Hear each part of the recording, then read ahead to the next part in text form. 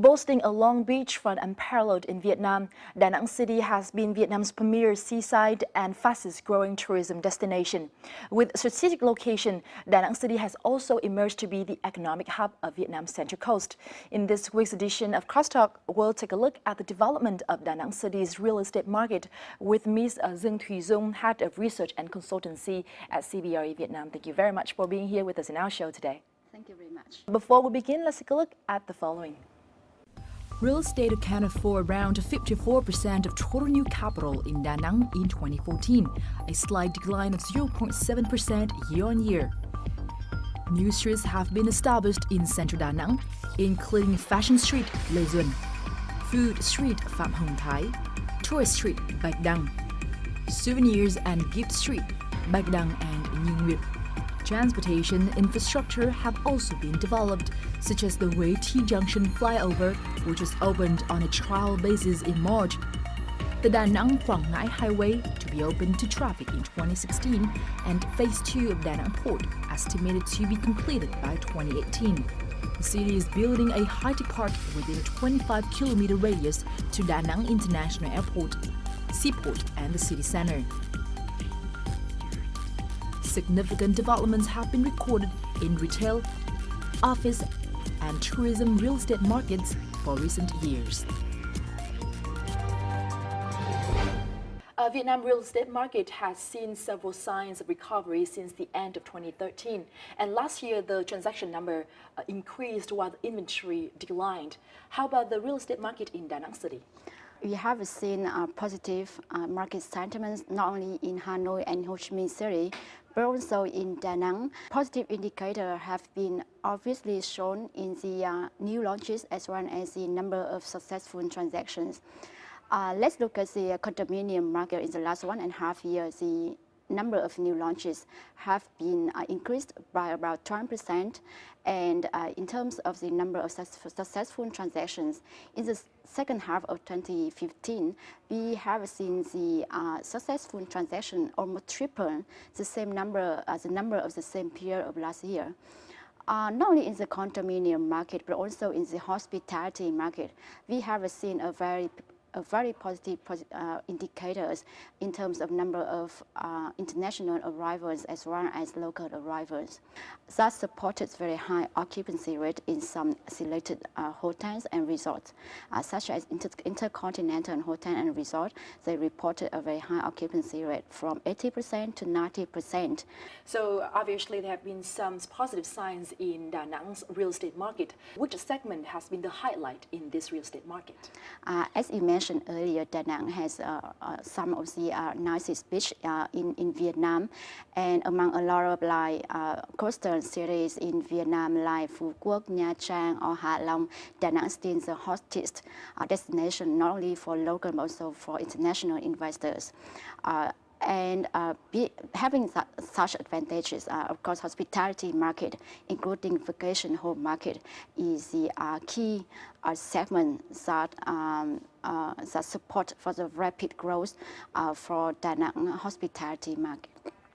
Now tell us more about some significant development in terms of hotels and resorts in Da Nang City. Even during the crisis, during the last 2 and 3 years, Da Nang have welcomed a number of hotel and resort operators to the city. Some of them are very famous. One belongs to the Intercontinental Group, Hyatt Group, or Accor Group. Some are not only the international, but also the regional operators, such as the Fusion Maya of the Serenity Holding Group. Even during the crisis, we still see a successful transaction of villa that has value more than $1 million. Of course, we also observe some shift in terms of buyer preferences. Instead of launching a villa for sales from $1 million to $2 million per villa, developers, i.e. sellers, they are now target middle-end segment from $250,000 to about $700,000 per villa. What is your assessment of the supply and demand of hospitality property market in Da Nang City? we do not see many supply coming into the market in the last 1.5 years, especially in the last 3 years because of the economic downturn. Developers, they really hesitate to start new development. Meanwhile, the number of arrivals to the province has on a steady growth, 2.2 million just in the first half of 2015, and that supported a very high occupancy rate at some most new and old developments. That said, that we do not see any oversupply yet in this market. Winning a prize for the best leisure development in Vietnam at the International Property Awards, Hyatt Regency Đà Nẵng is beachfront 5-star resort and luxury residential complex. It offers a great opportunity for those looking to invest or live in the central region. The Hyatt Regency Resort has been developed by Indochina Capital. When we first came to Da Nang in 1992, there was nothing on the beach other than the Nan Nuoc. So we started with the Farama Hotel, opened in 97. Second thing we did was Indochina Riverside Towers. We built the golf course, and then we built Hyatt. So in sum, over a 12-year period, plus or minus, we invested over $300 million in Da Nang and created a handful of truly iconic properties, that have really put Da Nang on the map as it relates to tourism. According to Ryder, there was skepticism about his firm's plans to build such large-scale projects. For example, the Hyatt includes almost 200 condos and 27 villas priced at $2,500 per square meter. The project has been completed and put into operation and recently sold to the Hong Kong-based Gold Capital Partners. There are currently over 20 resorts in Da Nang. This has created a more competitive environment for early arrivals such as the Furama. Besides reinforcing its branding and services, the resort is building 130 villas and developing a new approach to its services. Cái biệt thự này chúng tôi bán cho người mua biệt thự. Người mua có thể mua xong giao lại cho Furama khai thác, hoặc là người ta ở và chúng tôi phục vụ. Thì một cái loại hình tam xe như vậy cũng chính Furama cũng nêu ra một cái loại hình mới ở tại khu miền Trung, mà sau đó Nam Hải hay là một số các cái resort khác bắt đầu thực hiện cái này và cũng khá là thành công. Investment firm Vina Capital has also been active in Da Nang since around 2007. Covering an area of 260 hectares, its Da Nang Beach Resort features 400 villas. Till now, 200 villas have been completed, 80% of which have been sold. Each beachfront villa can sell for up to $2 million. Da Nang's developed so much in the last 5 years, 7 years, that's very much different now. So we were able to acquire land at a reasonable price that enabled us to sell a product that wasn't too expensive. If we went there today and tried to buy the same land and do the same development, your sales prices would be significantly more, because usually the biggest cost for development is the land. However, as Da Nang is well on its way towards becoming a tourism and economic hub, promising more tourists, expats and high-income earners, developers are still optimistic about investing in the city. I like to say Da Nang is sort of the center of the universe. All right, what universe? Okay, East Asia. Right, everybody knows Da Nang is right in the middle of Vietnam. I mean, Vietnam is square smack in the middle of East Asia. Two, so you've got a great deep water port, amazing beaches, mountains, all the kinds of things that attract both business as well as tourism. Finally, the people and the government have long been very welcoming to foreign investment in particular.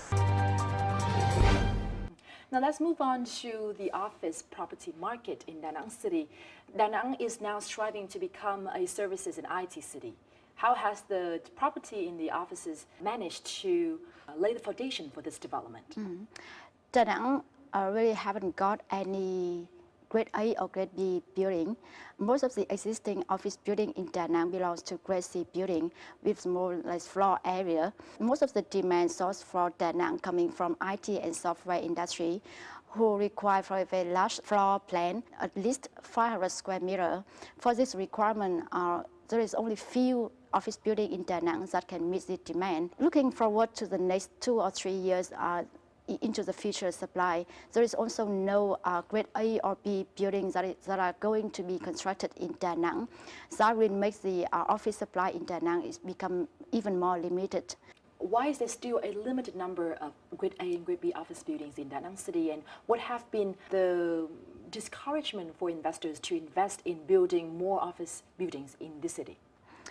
I believe that apart from the demand coming from IT and software industry, as a demand catalyst in Da Nang is not yet enough to support for new development of grade A and grade B building.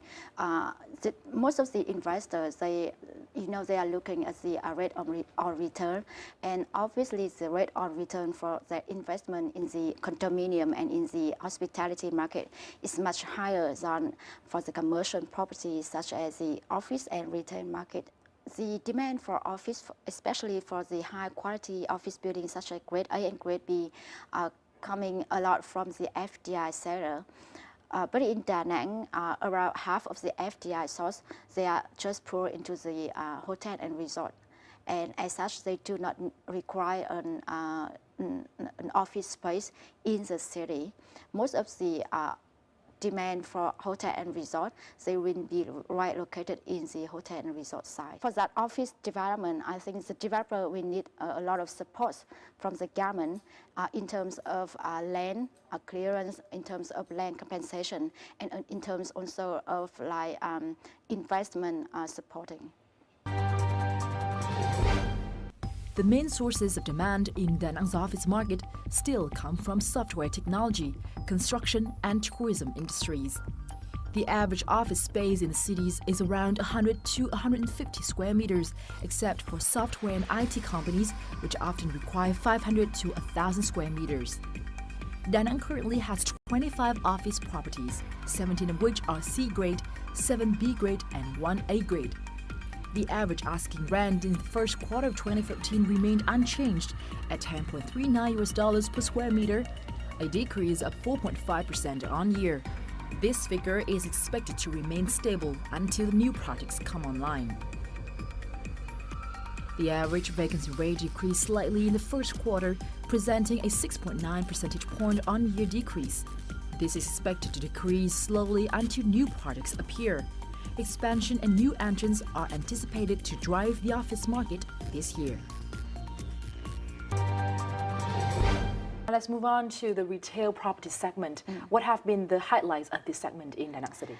Same as the office market, the retail market in Da Nang is really underdeveloped compared to Hanoi and Ho Chi Minh City. There are only 7 retail centers in Da Nang, but many of them are just supermarkets. There is almost no decent shopping center in Da Nang. Vincom Shopping Center in Da Nang, the first high quality shopping center in Da Nang. However, that center only has 30,000 square meters of GFA, gross floor area, which is still very small compared to other shopping centers in Vietnam. For your reference, the biggest shopping center in Ho Chi Minh City has a GFA of 140,000 square meters, and the biggest one in Hanoi is also 170,000 square meters. You see that compared to other cities, Da Nang has a very small retail market. Vietnam has recently allowed enterprises with 100% foreign capital to operate in a lot of sectors, including retail. How is this new policy going to impact Da Nang City's retail property segment? There is almost no foreign retailer coming to Da Nang apart from Big C and apart from Praksan. You know, the living standard in Da Nang is much lower than in Hanoi and Ho Chi Minh City. However, there is yet any mid-end shopping center like the Aeon Mall in Hanoi and Ho Chi Minh City coming to Da Nang, and that is one of the very significant lack that Da Nang is waiting for. We do hope that from January of this year, when according to the WTO commitment, the fully owned foreign retailers are permitted to enter Vietnam, that will encourage more foreign retailers coming to Da Nang. on one hand, we also hope that other like mid-end retail operators such as Aeon Mall will be encouraged to come to Da Nang. But on the other hand, that will give more like challenges for the local retailers. The local retailers are now still hesitant to enter Da Nang. Just because they haven't seen enough like consumption in Da Nang. Right now, even with the like bigger competitors from the foreign retailers, we are afraid that the local retailers will be even more hesitating to come to Da Nang. I think at least 10 shopping centers is going to open in Da Nang. That is part of the complex building, but also some standalone shopping center. However, all of these future supply are still like development size. They are either like on paper or haven't been clear 100% for the site. So we think that in the long run, there will be a huge influx of shopping center. However, in the short run, we think that Da Nang still have to face with the limit in supply. Opened in late 2007, Big C Da Nang is the pioneer in terms of modern retail models in the city. As a supermarket and commercial center, Big C offers a wide selection of products and serves over 3 million customers a year. 6 shopping centers and 1 retail podium currently operate in the city. Total retail stock accounted for approximately 136,000 square meters and stable on year due to the entrance of Parkson Plaza and Vincom Center in the first quarter. The average asking rent for shopping centers remained unchanged at $20.3 per square meter per month, an increase of 4.6% on year. Vacancy rate at most other shopping centers went up markedly this quarter. Da Nang's total retail sales reached approximately $810 million in the first quarter this year, down 0.84% on year.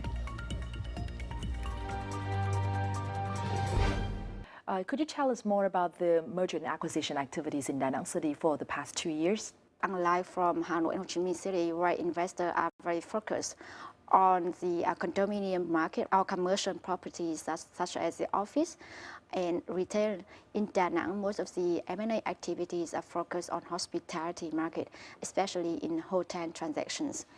We have learned that some high-end and luxury hotel and resort in Da Nang has been searched by international investors for a long time. The ones that owned by Indochina capital, such as the Nam Hai Resort or Hyatt Regency, has been around the M&A market for about like 2 and 3 years. We just learned that in April, the 5-star hotel owned by Hoàng Anh Gia Lai Group was sold to a company run by Australian Vietnamese earlier this year. The Hyatt Regency is sold to an investment firm from Hong Kong Gold Capital, and we believe that is going to be a trend in the next 1 and 2 years. When it comes to M&A or any kind of transactions in real estate market, what is your comment on Da Nang City's administrative procedure? Da Nang has a very supportive government. That's why Da Nang has been able to attract a lot of FDI, not only in the hospitality market, but also in other markets. But again, I think Da Nang government still have to do a lot to support the investor in terms of paperwork and land clearance. Another key thing is that Da Nang government has realized that one of the demand catalysts will come from the IT and software industry. That's why they offer a lot of support for the IT and software sector. We learned recently that the Da Nang government really welcome the open of FPT University in the city. And we believe that follow suit the introduction of FPT University in Da Nang, there will be more and more IT and software learning center, as well as the manufacturing and processing factory is going to open in Da Nang. And not only the foreign foreign one, but also the local ones. Vietnam has recently relaxed its rules on foreign ownership of property. How will this new policy affect the attractiveness of Da Nang City's real estate market? This amended law only apply for residential market, but residential market include both condominium, but also include villa for sales. In the previous years, there are some foreign buyers investing into the vacation for sale villas in Da Nang. So we hope that together with the increase in the number of international arrivals to Da Nang, there will be more and more foreign buyers are eyeing Da Nang as a very attractive investment market. In conclusion, what are CBRE's forecasts for the development of Da Nang City's real estate market? In the short run, from now until the end of 2015, we think that Da Nang market is still on its upward trend for the number of new launches and number of transactions, even though the level of increase wouldn't be as significant as in Hanoi or Ho Chi Minh City. In terms of pricing, we think that the price will not be increasing a lot. Instead, it will be very stable. In the long run, we think that Da Nang will see a significant increase in new supply because now a lot of foreign investors already eyeing to develop to start its development in Da Nang, especially the development along the coastal line. They are now working on paperwork, so let's hope that in the next 2 years, construction will actually start. Well, once again, thank you very much for spending your time with us in our show today. Thank you very much.